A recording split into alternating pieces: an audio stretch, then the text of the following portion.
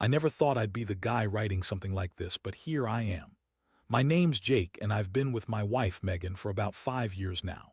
We met in college, and she was always the fiery, bossy type, sharp-tongued, confident, sometimes even bitchy, but I loved her for it. We got engaged about 6 months ago, right after I got a promotion at work, and honestly, I thought everything was perfect. Or at least it seemed like it was. Looking back, maybe I should have seen the signs. Megan was always a little distant in the weeks leading up to the wedding, but I chalked it up to stress. She'd brush me off when I tried to talk about wedding plans or future stuff, saying she was busy, she had a lot on her plate. She'd cancel our date nights, or show up late, or get snippy about little things. But I was blinded by the excitement, the idea of finally tying the knot with the woman I loved. I never imagined she'd cheat on me, especially not with someone I trusted so much, my best man, Ryan. Things started to feel off a couple of weeks ago. I noticed her phone buzzing more than usual, and she'd hide it when I came into the room. She got defensive when I asked about it, saying it was just work stuff or her sister calling. Then I found a strange lipstick stain on her pillow one day, not her usual shade, something darker.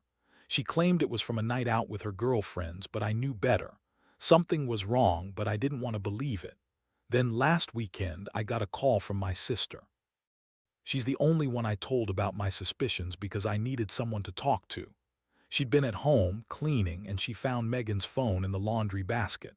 I was at work, so I told her to check the messages. When she called me back, her voice was tight. She'd found texts from Ryan, flirty, suggestive stuff, talking about meeting up, how much they wanted to finish what they started, and even some photos. At first, I didn't want to believe it, so I asked her to send me everything. I stared at the screen in disbelief. It was all there, proof that Megan had been planning. This, that she'd been lying to my face for months. I felt like I'd been punched in the gut. My stomach turned, my hands trembled. I couldn't even process what I was looking at. Megan, my wife-to-be, the woman I'd trusted with everything, was sleeping with my best man. The guy I'd known since college, who'd stood next to me at my wedding rehearsal, who I'd confided in about my hopes and fears. And she'd been lying the entire time, lying right to my face. The betrayal hit hard. I couldn't believe she'd been planning this so meticulously, hiding it behind her bitchy attitude, her sharp words, her perfect smile when she was trying to act innocent. I don't even remember what I did in that moment. I just sat there, staring at the phone, feeling this cold, hollow ache settle in my chest. I wanted to call her right then, but I knew I needed to see her face to face. I needed her to tell me why she did this, how she could lie so blatantly. I felt a mixture of anger, sadness, and absolute devastation. I never thought I'd end up here, questioning everything. My whole life suddenly felt like it was built on lies, and I was left trying to make sense of it. That night I couldn't sleep. My mind kept racing, replaying every moment, every sign I'd ignored, every argument that suddenly made sense in a sick, twisted way. I kept thinking about Megan's attitude, the way she'd snap at me over nothing, the way she'd cancel plans or suddenly be too busy for me. All of it was her trying to hide something, and I was just too blind, or maybe too afraid, to see it. When morning came, I knew I had to confront her. I didn't want to, but I felt like I owed it to myself to hear her out. I couldn't just walk away without knowing why. So I called her, told her I wanted to see her before I made any decisions. She was surprisingly calm, almost bitchy in her tone when she said, "Fine, but don't expect me to apologize or explain everything. Honestly, I don't owe you that." That was the first sign she was prepared to lie her way out of this, to act like she wasn't bothered, like she was the one in control. When she showed up, she looked good, maybe too good. Her hair was perfectly styled, her makeup flawless, the kind of look that says, "I know I'm in the wrong, but I'm not going to show it." I felt my stomach tight, knowing she was probably already preparing her next lie. I didn't want to waste time beating around the bush. So I started, voice shaky but trying to sound firm. "I saw the texts, the photos, the messages, everything. How long has this been going on?" My voice cracked a little, but I forced myself to keep straight. Megan just smirked, that bitchy smirk she always had when she was about to spin her lies. "Oh, Jake," she said, rolling her eyes. "You're jumping to conclusions. That stuff, it's nothing. Ryan and I were just friends. You're overreacting. You always blow things out of proportion. You're making a big deal over nothing. Honestly, I don't even know why you're so upset. It's just sex, right? No big deal." She looked at me as if I was the crazy one, like she was the victim here. But I wasn't buying her bullshit anymore. I snapped. "No, Megan, it's not just sex, it's betrayal. You slept with Ryan during our engagement right before the wedding and you've been lying about it for months. How could you do this to me?" My voice was trembling, not from weakness but from a mixture of rage and heartbreak. She just looked at me, her eyes cold and dismissive. "Jake," she said, "you don't understand. You're just jealous, insecure. Ryan and it was a mistake, a one-time thing. It meant nothing, I swear. You're blowing this way out of proportion. I didn't mean for it to happen, and I definitely didn't plan it. It's not like I was cheating on you with some random guy. I was just confused, and Ryan was there. It doesn't mean I love him or anything. You're making this a huge deal, like I'm some kind of monster." Her words were flat, rehearsed, like she'd been practicing her lies for weeks. I couldn't believe what I was hearing. My wife, the woman I wanted to spend my life with, was lying right to my face. She was twisting everything, making it sound like I was the crazy one.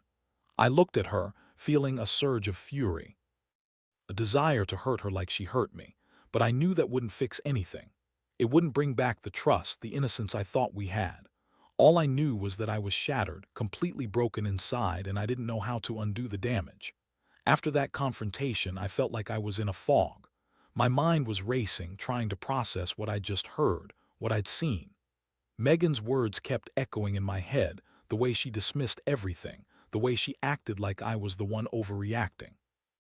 It was such a twisted, sick game she was playing, and I couldn't tell if I was more angry at her or at myself for ever trusting her in the first place. I spent the next few days in a whirlwind of emotions. I couldn't eat, couldn't sleep. Every time I closed my eyes, I saw her, smirking that bitchy smirk, knowing she'd slept with Ryan right under my nose and lied about it. I kept replaying all the moments I missed, all the signs I ignored. It was like a knife twisting in my gut, and for some reason, I couldn't stop thinking about how she'd always been so bitchy, so bossy, like maybe she was just waiting for the right moment to pull this kind of stunt. I started questioning everything. Our entire relationship felt like a lie now. All of the good times, the promises, the plans for a future, were they just fake? Did I ever really know her?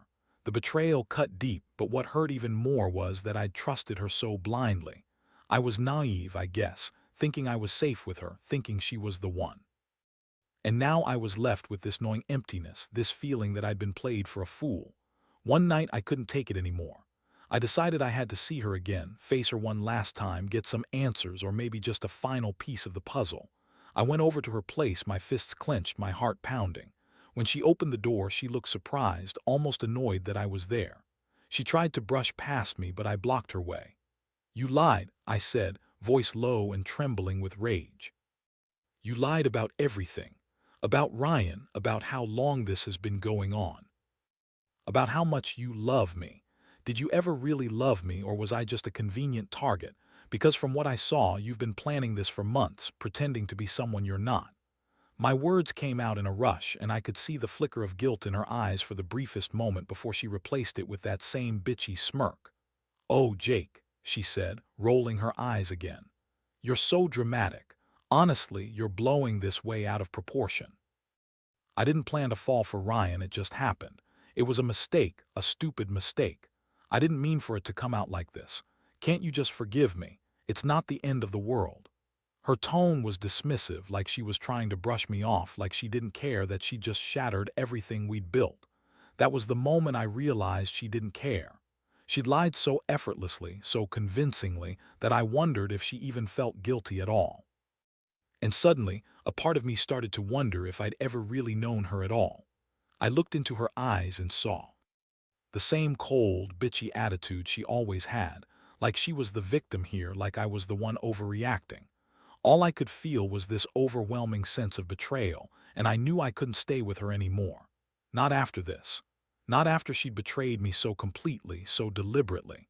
I had to get out, even if it meant starting from zero, even if it meant losing everything I ever thought was real. The days that followed were a blur. I couldn't focus on anything. Work felt meaningless, and every time I tried to talk to someone about it, I just got angry or depressed. I felt like I was walking around with a hole in my chest, like I'd lost a part of myself that I'd never get back.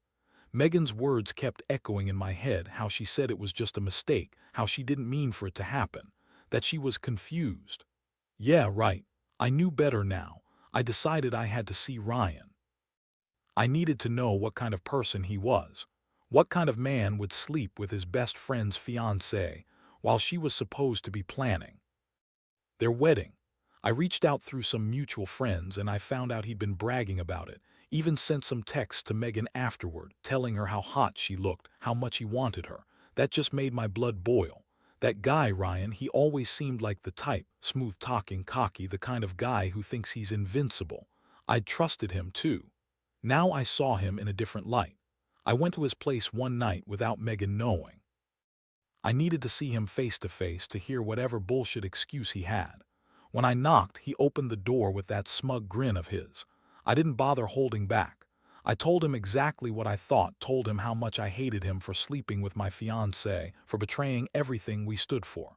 He just chuckled like this was some joke to him. "Jake," he said, "don't get your panties in a twist. Megan's amazing and she's a free spirit. If she wants to sleep around, that's her business, not ours. Besides, you're better off without her. She's a bitch anyway." That was when I realized Ryan's true nature. He was a douche. A lying, manipulative piece of shit who thought he was untouchable. I clenched my fists, feeling the rage boiling over. I told him I'd never forgive him, that he'd ruined everything, and I left with a promise that he'd regret crossing me. I don't know if I really believed I could do anything, but I knew I had to take some kind of action. I wasn't going to let him walk all over me. Back at home, I sat alone, staring at the walls. Everything was falling apart and I didn't even know where to start picking up the pieces. I thought about Megan, her bitchy attitude, her lies, her manipulations, and I realized I'd been such a fool to trust her. She'd always been like that, bossy, demanding, quick to lie or spin her stories. And I'd ignored the signs because I loved her, because I wanted to believe in us. Now I just felt stupid, like I'd been played. I started to question if I even wanted her back. Could I forgive her? Could I ever look at her without feeling this intense anger and hurt? The thought of going through a breakup, of having to start over, was terrifying. But I knew I couldn't keep living in this hell. I had to make a choice, to leave her or to try fighting for something that was already broken beyond repair.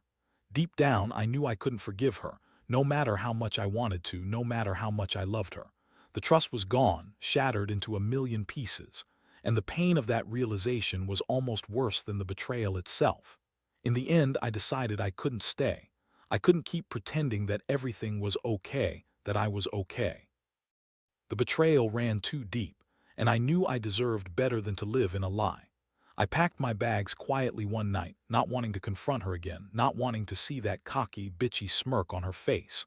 I left a simple note, nothing dramatic, just telling her I was done, that I couldn't trust her anymore, and that I needed to find myself again.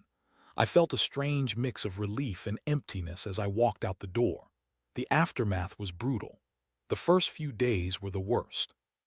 I kept waking up expecting her to be there, to hear her bitchy voice complaining about something stupid. But she was gone and I was alone. My friends tried to support me, but nothing could really fix the hole she'd left. I felt betrayed, humiliated, stupid for ever trusting her, and angry at Ryan for destroying what little stability I had left. Every time I thought about her lying to my face, I'd get this intense, burning rage, not just at her but at myself for not seeing it sooner. I started to rebuild my life piece by piece.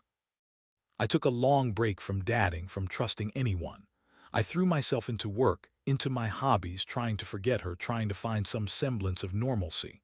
But it was hard. Every time I saw a couple happy, I'd get reminded of what I lost. Every time I thought about the betrayal, a wave of anger and sadness hit me. The worst part was feeling like I'd been so gullible, so stupid to think I knew her at all.